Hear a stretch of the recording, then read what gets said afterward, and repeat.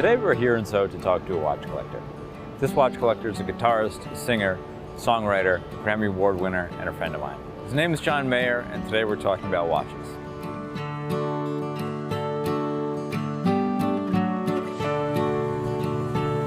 John, good to see you. Good to see you too. So first question, what was your first great watch, or how did you get into watches to begin? My first great watch was a Rolex Explorer 2. I had the same experience that everyone else has when they first get a really nice watch. People always do this. Wow. And I think it's more than just the weight of the movement in the case and the bracelet. It has some other sort of a thing and you go, wow, you know, and that was sort of the beginning for me. Are there any times that you think that you've lost, or any times that you regret buying a watch? Anything that you bought you just don't wear? Or? Yeah, the first 12 watches. The first 10 to 12 watches where you think you're amassing a collection. Yeah. You're not. Then, I think it was like a double red Sea Dweller. Then I kind of got it. It turned. That got me into old things. There's an art community. There's people who collect guitars. There's people who collect bottles of wine. There's people who collect cigars. You aspire to do well in life, and maybe you pick up a passion. There's always something to aspire to. I remember the first time I was at Cellini in New York and I saw a Lange & Söhne datograph and it said 45 on the back of it. And I went, no, that's not for me. That's never, nope, could never. And if you're meant to sort of keep investing your time and energy and money into it, then you eventually sort of go, oh God, I did that. Oh God, I did that. I've had people not understand the watch thing. I've had to explain it to them 5 years ago, and now they want me to help them. For sure. Get the first watch. Yeah. It is actually contagious, and it does not have to accompany this sort of rich bitch lifestyle. Exactly. I clean up dog poop wearing a Patek. You can take something from a high style sort of culture and adopt it into your own culture.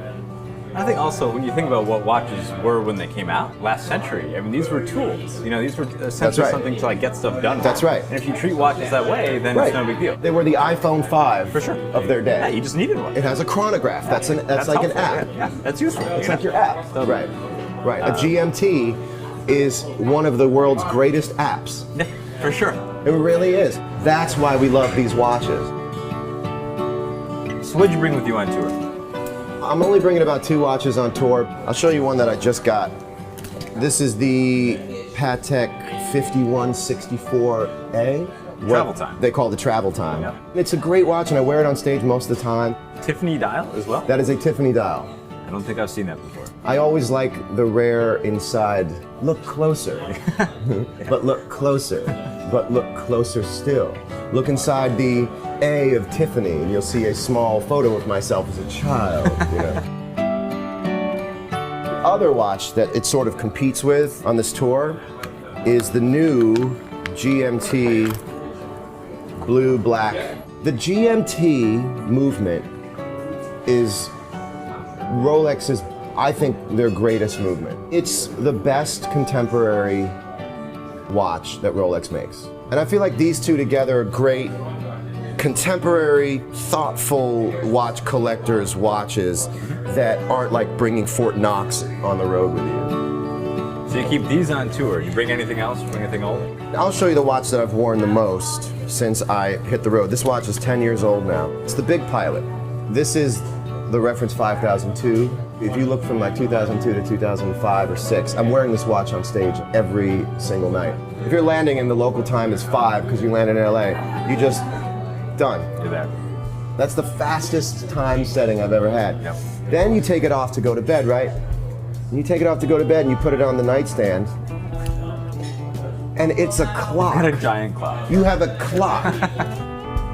If you're a watch lover, sometimes the blue book value doesn't matter. This is the original Cousteau diver's watch. I'm attached to it. I put it on every time I go on vacation and I'm in the water, and you just look at that dial and it's really one of the coolest dials I've ever seen. And that just represents liking a watch. Yeah. It doesn't represent saying when I go to dinner everybody's gonna go, ooh, wow, what's that? And that's when you're really having fun as a collector. I think if you can have something like that and say you like it, that would be like being a Ferrari collector and going, I love the Ford Focus. kind of off the beaten path as far as sport Rolex goes. It's a Comex 1680. As the story goes, they never went in the water because they weren't pressure rated to be able to go down as far as their divers were. So these were given to people in the office. Yeah, these are really, really rare watches. They're you really see a lot of rare. Like 5514s and 13s, but you don't see too many No. of these. This is a watch if you wore to dinner, it's invisible to people unless they know what it is. Absolutely. Those are my favorite watches. Along with that Comex, the military sub, there's a 5513 and there's a 5517, and this is the 17. You love this watch, right? I do. I absolutely love that watch. It's It's, one of my favorites. This is like the Grail Submariner. This is like the Mac Daddy Submariner. It's the Mack Daddy Submariner, yeah. It's awesome. For a lot of reasons. Fixed spring bars, tritium dial with the T on it, custard hands that match the It's gorgeous. sword hands, and then the fully gradiated bezel. The bezel. Yeah, it's great. And the thing is too, you can still bang it around. Yeah. It's still a rugged watch. Someone else banged it around more than you ever could. Big time. People were crawling through the mud wearing that watch. Yeah. So you can wear it and hit a door jam with it. You're gonna be fine, Yeah. you know? If there's one watch you wanted to buy, and it's affordable in sort of the world of the relative pricing of vintage watches, it's not unique, it's not special, it's just great. And it represents this sort of centerpiece of all vintage Rolex collecting, which is the 6263 non-Paul Newman Daytona. And I almost would say black dial. Yeah, you gotta go black. Black on black. Yeah, there's something about that watch. It's the only vintage Daytona you'll ever need. If you wore this out, people would go, that guy knows what he's doing. Absolutely. You know what I mean? It's one of the best watches ever made. It's one of the I best really believe watches it. ever made. Yeah. The other one that sort of is its mate, I believe, in my opinion, is the 5970. And there's nothing special about either of these watches in that they're not double stamped. This one doesn't have Tiffany on it, neither of them do. There's nothing interesting about the dial outside of what's offered in the catalog. It's just sort of the Daytona of Patek. 5970, 3970 is as good as it gets. As good as it gets. It's just awesome. And by the way, what makes it even more special is as good as it may ever get. But they tell stories. I mean, that was my tour for 5-6 years. Yeah. That was me in Germany, jet lagged, tired, a broken shell of a man.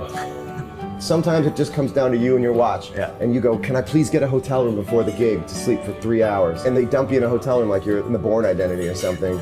And you just have this in your watch. That's really a bonding thing, Yeah. you know? This is when I go away on vacations. I have great times. I have margaritas in the pool, staring at this watch, going like, wow, this is cool. It's not materialistic as much as people may think. You have to have these to say you collect. Who knows if it's a tick or if it's, you know, a blessing in some way or another, but people have that tick. I have that tick. I've had it since I was born. People say, well, I have the time right here. It's 1:58, and that's not what it's about. For me, I get into things very deeply when I get into them. I got into the guitar, and I never stopped. Yeah, it's excessive in some way, but there is an excessiveness to ambition as well.